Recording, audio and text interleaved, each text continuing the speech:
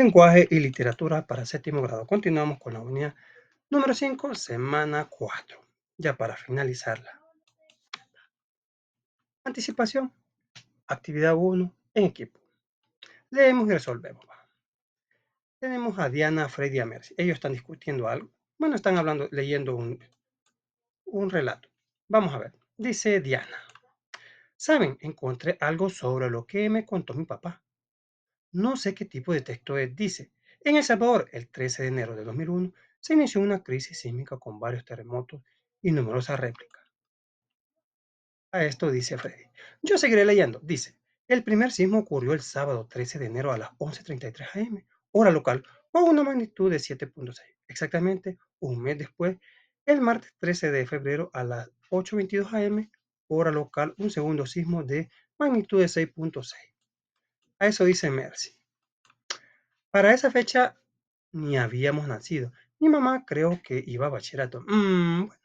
Y tenga en cuenta que el texto tiene fechas y horas específicas. ¿Qué tipo de texto han leído? Diana dice, yo creo que es una noticia porque habla de un hecho real que vieron nuestros padres cuando eran adolescentes. A eso dice Freddy. Sí, Diana, pero las noticias son más breves y tienen como 2 páginas y explica con detalles lo sucedido. A eso dice Mercy. Ajá, por eso tengo dudas. Mejor investiguemos qué tipo de texto es. ¿Qué tipo de texto es este informe que nos dieron? Dice, ¿de qué hecho hablan los estudiantes? De dos sismos ocurridos en El Salvador en el año 2001, el primero el 13 de enero y el segundo el 13 de febrero. Definimos con nuestras palabras qué tipo de texto leen Diana y Freddy. Leen una crónica. Esta consiste en la exposición de acontecimientos con la peculiaridad de la introducción de elementos de valorización e interpretación por parte del cronista. Continuamos. Vamos con la crónica. Actividad 2. Leemos la información, la crónica. Es un tipo de texto periodístico que narra un acontecimiento. Se caracteriza por narrar información y describir con detalles específicos lo que ocurrió en un momento determinado, considerando el tiempo y los datos relevantes de lo que se desea comunicar. Dicho en otras palabras, la crónica es un texto mixto en el que se mezcla narración, información, descripción, opinión e incluso interpretación de los hechos, los cuales siempre son presentados de manera cronológica. Características de la crónica, vamos a ver, contiene las fechas y horas en que sucedieron los hechos, va. Así como nos describieron en quinto grado lo que fue el Titanic, va. Presenta la información en orden cronológico, tiene que ir en orden de secuencia. El cronista es testigo de los sucesos, por lo tanto, predomina la narración en primera persona.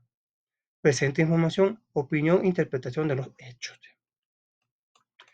Entre los tipos de crónica están la crónica literaria, la crónica histórica y la crónica periodística. Vamos a ver la crónica literaria. Narra los hechos reales haciendo uso del lenguaje literario. Presenta la visión del escritor de la crónica. Su estructura es un inicio, desarrollo y desenlace, como cualquier estructura literaria.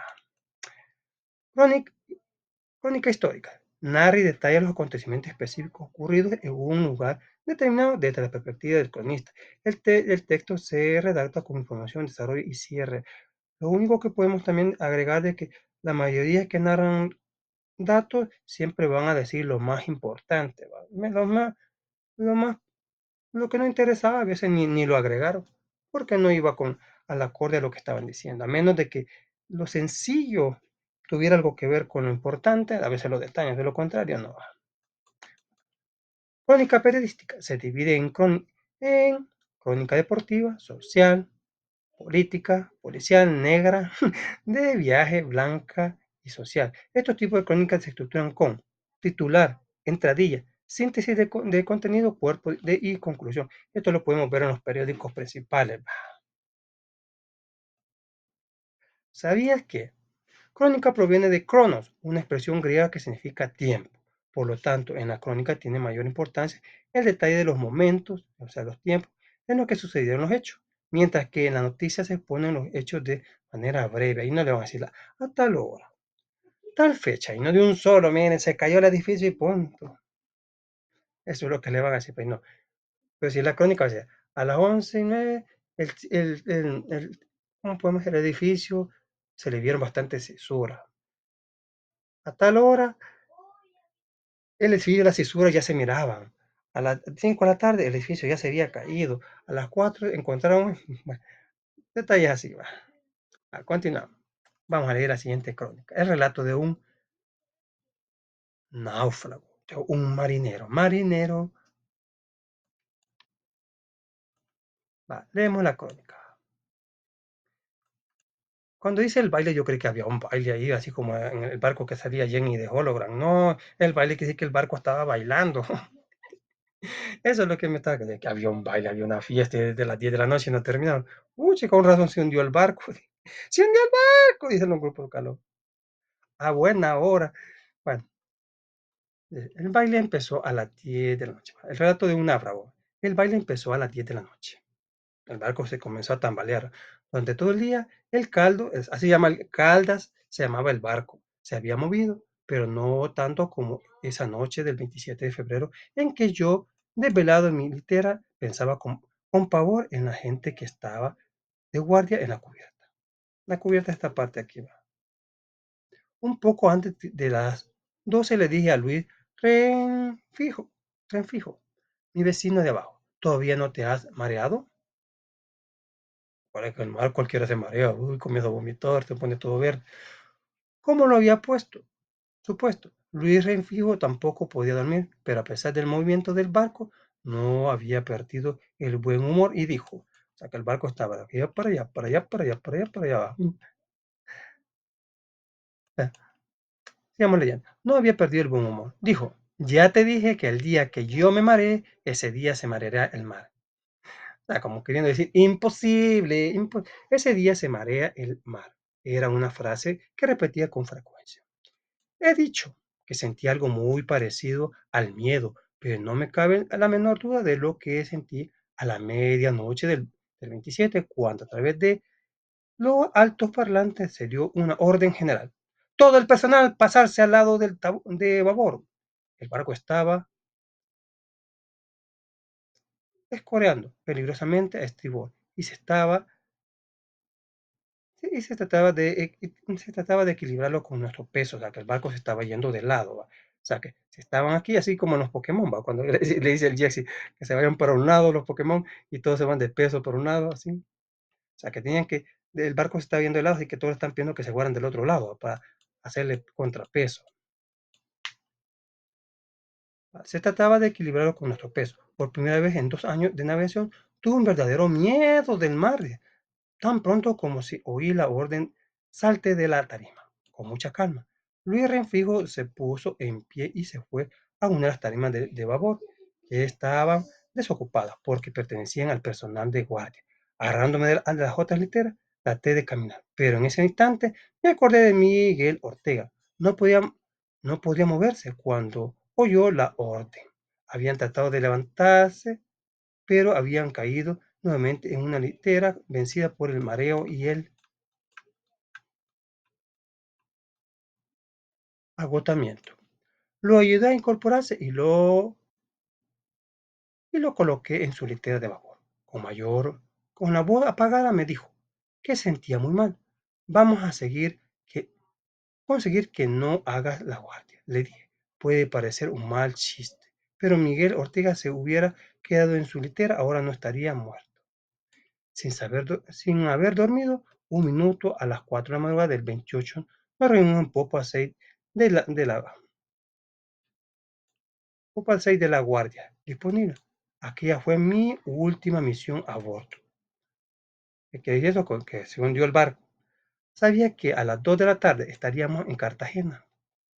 Pensaba dormir tan pronto como entregara la guardia para poder divertirme esa noche en tierra firme, después de 8 meses de ausencia. A las 5:30 de la mañana fui a pasar la revista a los bajos fondos acompañado por un grumete. A las 7 revelamos los puestos de servicio efectivo para desayunar. A las 8 volvieron a relevarnos, exactamente a esa hora. Entregué mi última guardia, sin novedad, a pesar de que la brisa arreciaba y de que las olas cada vez más altas reventaban en el puente y bañaban la cubierta. Conversé un momento con el marinero segundo Eduardo Castillo, almacenista, soltero, bogotano y muy reservado. No recuerdo que hablábamos, solo sé que desde ese instante no volví a verlo hasta cuando se hundió el mar pocas horas. ¿Qué? Oigan lo que dice. Solo sé que desde ese instante no volvimos a vernos hasta cuando se hundió en el mar pocas horas después. Queda entender que el barco se hundió. Resolvemos en el cuaderno y cerramos con la clase.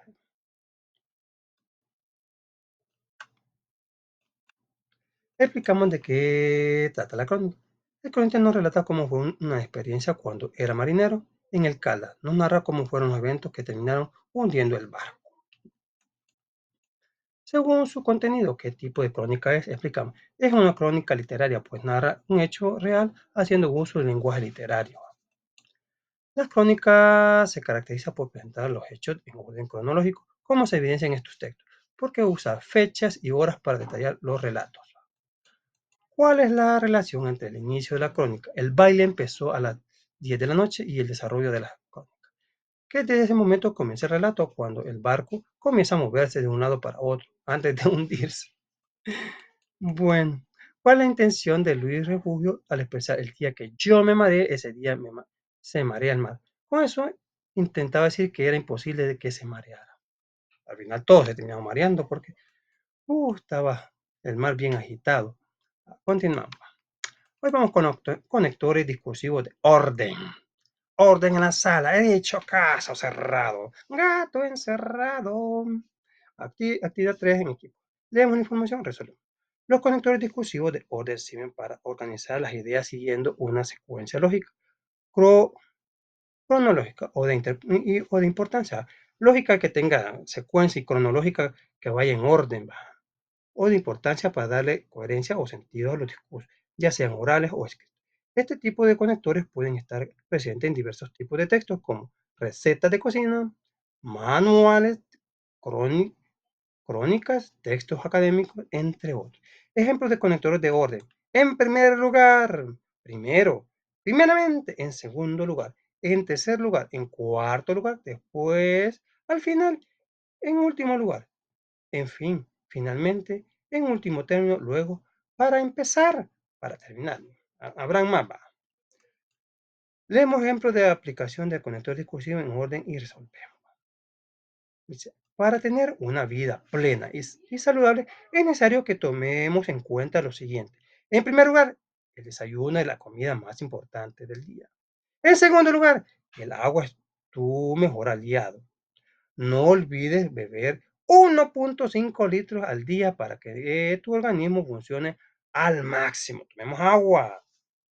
En tercer lugar, un inseparable de las frutas, pues aportan las vitaminas y los minerales que necesitan. En cuarto lugar, consume la legumbre, consúmela 2 veces a la semana para seguir una dieta balanceada. En quinto lugar, si viene del mar, vale por dos. Mejor comer más pescado que carne. Bueno, las dos cosas son sabrosas. Lo único que cuando hago pescado, el gato ya lo tengo encima. El pollo no, mucho menos que huela bien, va. Un gran olorazo. Bueno, aquí el relato es por Álvaro Piquera, adaptación. A partir de los conectores utilizados, ¿cuál es la relación de las ideas del texto? En que a través de los conectores el narrador nos expone su orden de importancia de los alimentos que debemos consumir. ¿Va? Bueno, aquí pongamos el agua como alimento.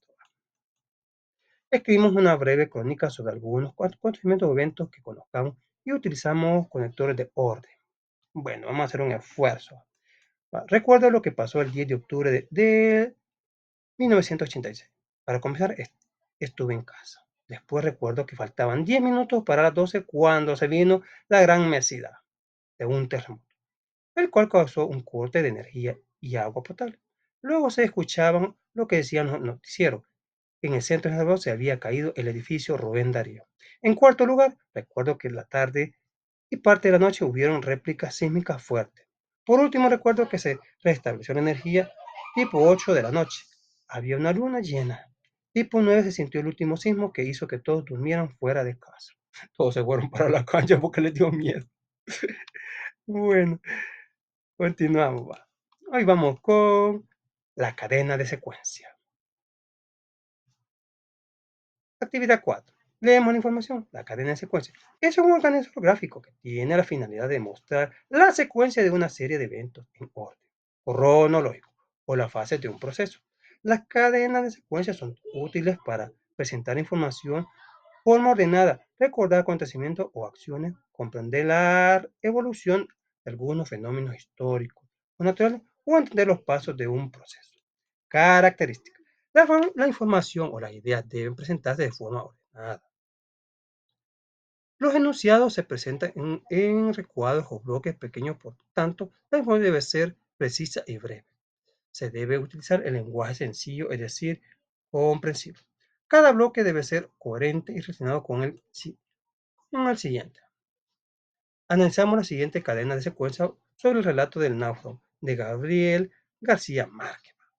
Como número uno, el primer evento fue el 27 de febrero a la medianoche comenzó la marea alta y la tormenta. Como número dos, el barco se inclinó hacia la derecha y los tripulantes tuvieron que equilibrar el peso. Había un gordo de lado, así que tenían que nivelar el peso. ¿Se recuerdan el capítulo de los Pokémon? ¿Cómo que se llama ese capítulo? Naufragio Pokémon, creo que se llama. Donde Ash, Misty y Brook sobreviven allí en el barco, en el Santana. Y iba el equipo Roque, va con con el gran árbol que hacía más peso, era más pesada, ser gran serpiente de la Yes. A las 4 de la madrugada del 28, 6 personas reunieron en la parte trasera del barco. Vamos al evento 4. A las 5:30 de la mañana, Luis y un aprendiz fueron a revisar los daños ocasionados. Número 5. A las 8 de la mañana, Luis entregó su última guardia y todo empeoró desde ese momento. Empezamos con nuestra ducha sobre cómo elaborar una cadena de secuencia. Aquí estoy todo es de orden. A veces nos tenemos que ir por la orden y a veces nos detallan la hora. ¿Va? Así podemos ir organizando los eventos aquí para lo que es la cadena de secuencia. Hoy vamos con la consolidación. Actividad 5 de forma individual. Veo el siguiente texto. A 14 años del terremoto del 13 de enero del 2001. Vamos a hablar del primero, ¿va? Que fue el 2000. Ujú. Sí, a las 11:30 me recuerdo que yo andaba, ¿por dónde andaba yo ese día? Andaba por el Parque Bolívar, cuando recuerdo que todo parecía como que era aquella película, La Máscara, que todos bailaban bien feo, ¿se recuerdan esas películas? Pues así se miraba la gente en el Parque Bolívar ese día, como se mecía San Salvador. ¿Va? El terremoto del 13 de enero del 2001. Eso fue un sábado.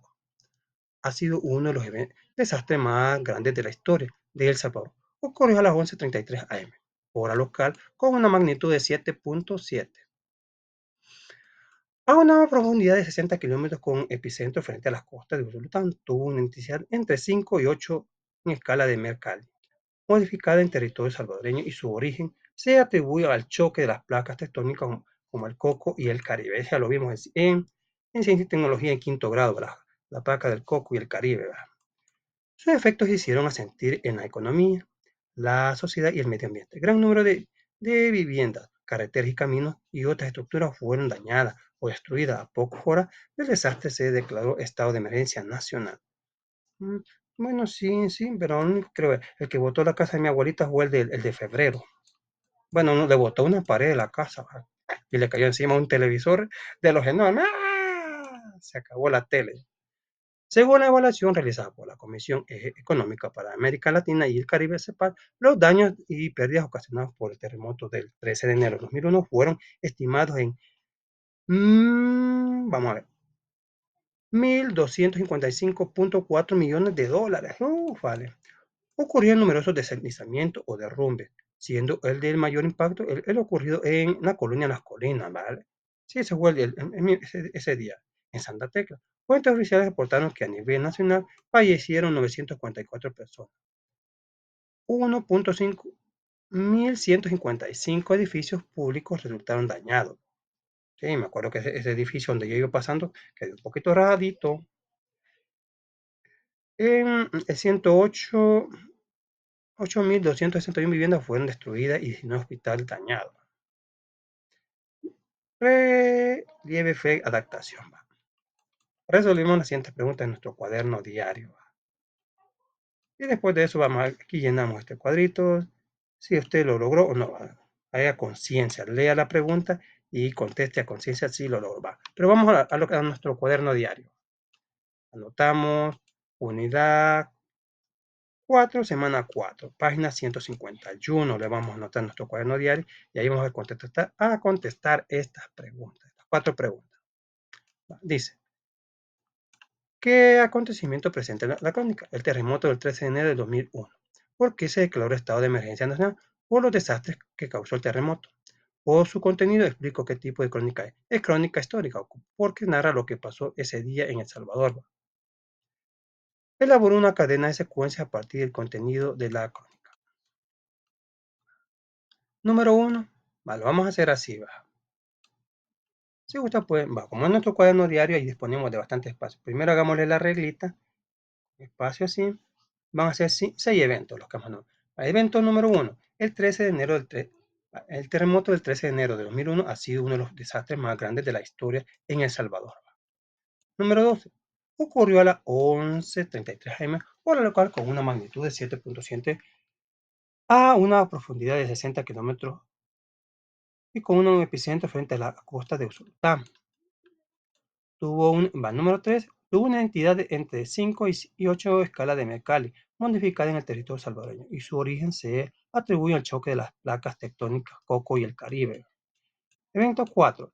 Gran número de viviendas, carreteras, caminos y otras estructuras fueron dañadas o destruidas. A pocas horas del desastre se declaró estado de emergencia nacional. Evento 5. Según las evaluaciones realizadas por la Comisión Económica para la América Latina y el Caribe, CEPAL, los daños y pérdidas ocasionados por el terremoto del 13 de enero de 2001 fueron estimados en 1.255.4 millones de dólares. Y como último evento, fuentes oficiales reportaron que a nivel nacional fallecieron 944 personas, 1.155 edificios públicos resultaron dañados, 108.261 viviendas fueron destruidas y 19 hospitales dañados. Si nos queda la cadena de secuencia. Hoy vamos con el practica lo aprendido.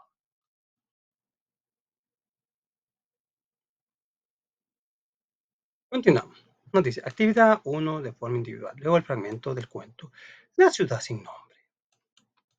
Dice, al acercarme a la ciudad sin nombre, me di cuenta de que estaba maldita. Avanzando por un valle terrible y reseco bajo la luna. Y la vi a lo lejos, emergiendo misteriosamente de las arenas, como aflora parcialmente un cadáver de una sepultura deshecha. El miedo hablaba desde las erosionadas piedras de esta desventura superviviente del diluvio, de esta bisabuela de la más antigua pirámide. Y un aura imperceptible me repelía y me combinaba a retorcer ante antiguos y siniestros secretos que ningún hombre debía ver, ni nadie se había atrevido a examinar. Perdida en el desierto de Arabia se hallaba la ciudad sin nombre, ruidosa y desmembrada, con sus bajos muros enterrados en arenas de incontables años. Así debía encontrarse ya antes de que pudieran las primeras piedras de Memphis y cuando aún no se habían conocido los ladrillos de Babilonia. No hay leyendas tan antiguas que arrojen su nombre o la recuerden con vida. Pero se habla de ella temerosamente alrededor de las fogatas y las abuelas cuchinchean sobre ella también en las tiendas de los jeques, de forma que todas las tribus la evitan sin saber muy bien la razón. Esta fue la ciudad con la que el poeta loco Abdul Adveren soñó la noche de antes de cantar su distintivo inexplicable, que no está muerto lo que yace eternamente, y con el paso de los evos a una muerte puede morir. Yo debía haber sabido que los árabes tenían su motivo para evitar la ciudad, sin nombre, la ciudad de la que se habla en extraño relato, pero que no ha visto ningún hombre vivo. Sin embargo, desafiándolos penetré en el desierto, inexplorando con mi cabello. Camello, cabello de camello.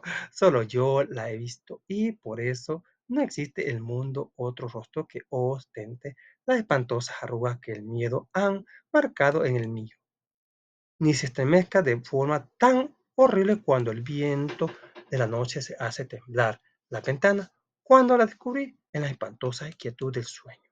Interminable me miró estremecidamente por los rayos de una luna fría en medio del calor del desierto. O sea que estaba de noche, pero aún estaba, bueno, aún hacía calor, ¿va? Según lo que entiendo aquí. Y al, y al y al devolverle yo su mirada, olvidé el júbilo de haberla descubierto y me detuve con mi camello a esperar que amaneciera. 4 horas esperé el alba, ¿va? Hasta que el oriente se volvió gris, se apagaron las estrellas y el gris se convirtió en una claridad rociada, orleada de oro. Oí un gemido y vi que se agitaba una tormenta de arena entre las piedras antiguas, aunque el cielo estaba claro y las vastas extensiones del desierto permanecían en silencio. H.P. Lovecraft. Hoy resolvemos estas 5 preguntas. Va. Resuelvo en el cuaderno. Le vamos a poner a nuestro cuaderno diario, vamos a resolver. Vamos a ponerle página 152, unidad 4, semana, no, perdón, unidad 5, le vamos a poner aclaración, unidad 5, semana 4, ya nos atravesamos el número. Identifico y clasifico al menos 4 pronombres utilizados en el texto. Lo vamos a clasificar en solo. Personales, me encontré me, ella, yo, mi, me. Demostrativo, está esta, eso. Relativo, qué. Posesivo, su, mío. Identifico y explico el tipo de narrador presente en el texto. El tipo de narrador es protagonista porque él participa en el relato. ¿Qué tipo de ambiente predomina en el texto? Explico. El miedo, porque el personaje está viviendo algo que poco ve, la ciudad sin nombre, pues según las creencias estaba maldecido. No ponemos maldita porque la palabra no mucho me gusta. ¿Cuál es el misterio que se presenta en el cuento? Que el protagonista logra ver una ciudad en el desierto que solo se aparece por las noches, emergiendo de las arenas. ¿Qué interpreto del texto subrayado? Está hablando de las cosas eternas, las cuales no mueren, pero se declara que algún día le tiene que llegar su fin. Clic, clic, clic, clic, clic. Hoy vamos con el siguiente relato. Activados de forma individual siempre. Leo la crónica, la misteriosa muerte de Edgar Allan Poe. Ay, se nos murió, ¿va? El cuentista de miedo. Sus últimas palabras fueron, que Dios ayude mi pobre alma. Bueno, por lo menos era creyente, ¿va? Seguro iba a misa todos los domingos, ¿va?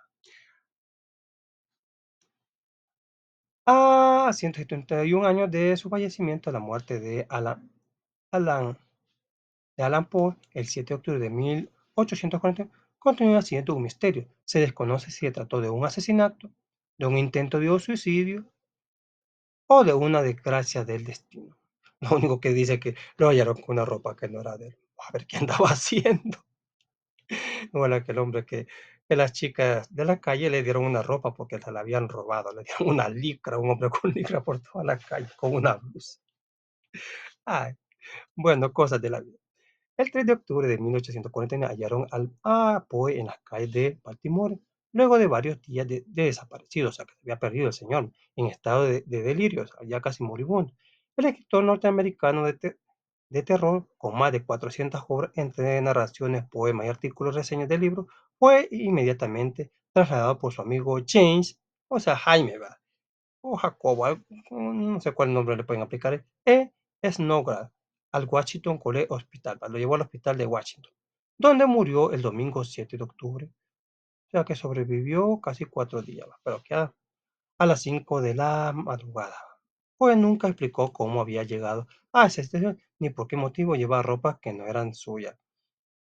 Para declararse que la ropa que no era de él, porque ya andaba ropa de mujer, va. A ver qué andaba haciendo. Bueno, en sus últimos momentos, el escritor invocó obsesivamente a un Reynolds, el explorador que le había servido de referencia para su novela de aventura fantástica, la narración de Arthur Gordon. Fin. Sus últimas palabras fueron: que Dios ayude mi pobre alma. Bueno, era creyente el chico. Bueno, el señor, va. Tanto los informes médicos como el certificado de defunción se perdieron. Qué raro. Para ese momento, los periódicos decían que la muerte del genio del misterio fue una congestión o una inflamación cerebral. Normalmente así solían encubrir las épocas de los fallecimientos por motivos más o menos vergonzosos, como era el caso del alcoholismo o sobredosis de droga. O sea, sí, bueno, si fue por el cerebro, sí pudo haber estado él o alguna sobre el alcohol haber sido. Ahora respondemos. Cuántas preguntas son: una, dos, tres, y elaboramos una cadena de secuencia. No va a quedar así, así, así, así. ¿Por qué la muerte de Edgar Allan Poe es considerado un misterio? Porque se desconoce cuáles fueron los orígenes que le ocasionaron la muerte. No se sabe. ¿Cómo interpreto las últimas palabras de Edgar Allan Poe? Que él creía en Dios. Y a pesar de todos sus desvaríos que él haya hecho, le encomienda su alma para que se la reciba en el cielo. Así entendemos yo. Bueno, yo como creyente sí lo puedo entender, ¿va? Tal vez otra persona le puede dar otro toque. La vida de Edgar Allan Poe tiene relación con sus cuentos de terror, explico. Sí, porque se encierra en un misterio donde predomina la muerte misteriosa. No se sabe cómo murió, va. Porque habrá, aunque me da la intención que si andaba ropa de mujer, posiblemente tal vez fue golpeado. O tal vez le robaron, o lo asaltaron y alguien le ayudó dándole ropa extraña. Así como eso suele o ocurre a veces en las situaciones aquí en la ciudad. Así salió en un noticiero que le habían robado la ropa, así que unas muchachas que trabajan así en la calle, ¿va? Le obsequiaron su ropa, ¿va? Pero la señora solo tenían licra, blusa, bien sexy el señor, ¿va? Elaboró una cadena de secuencia a partir de la información de la crónica sobre la vida de Edgar Allan Poe. Podemos casarla así, ¿va? Según lo que nos narra aquí, ¿va? No nos vamos a meter a otra cosa. El 3 de octubre de 1849 hallaron a Poe en las calles de Baltimore luego de varios días de desaparecido en estado de delirio. Fue trasladado por su amigo James E. Enogan al Washington College Hospital, donde murió el domingo 7 de octubre de 1849 a las 5 de la madrugada. Siguiente. Poe publica, Poe nunca explicó cómo había llegado a esa situación ni por qué motivo llevaba ropa que no eran suyas. Bien raro, va. Sí, la única forma que puedo meter que la ropa no era de él era porque andaba ropa de mujer. Alguien se la regaló en misericordia para que no anduviera chulón. Así como el hombre lobo, que cuando amanece ya sin ropa aparece. Estaba viendo la película El hombre lobo que al despertar tuvo que ponerse un globo para irse tapando por toda la calle. En sus últimos momentos el escritor invocó obsesivamente a Reynolds, el explorador que le había servido de referente para su novela de aventura. Fantástica la narración de Arthur Gordon Pym. Algo sospechoso ese nombre. Bueno, sus últimas palabras fueron: que Dios ayude en mi pobre alma. ¿Qué puede decir con eso? Que se está encomendando a Dios en su último momento. Recibe mi alma. Y por último, tanto los informes médicos como el certificado de defunción se perdieron. Para ese momento, los periódicos decían que la muerte fue por una congestión o una inflamación cerebral, o sea, como para queriendo tapar. Podría ser cierto o mentira, solo ellos sabrán. Pobre. Bueno, eso ha sido todo, ¿verdad? Muchas gracias por su atención. Nos vemos hasta la próxima. Muchas bendiciones.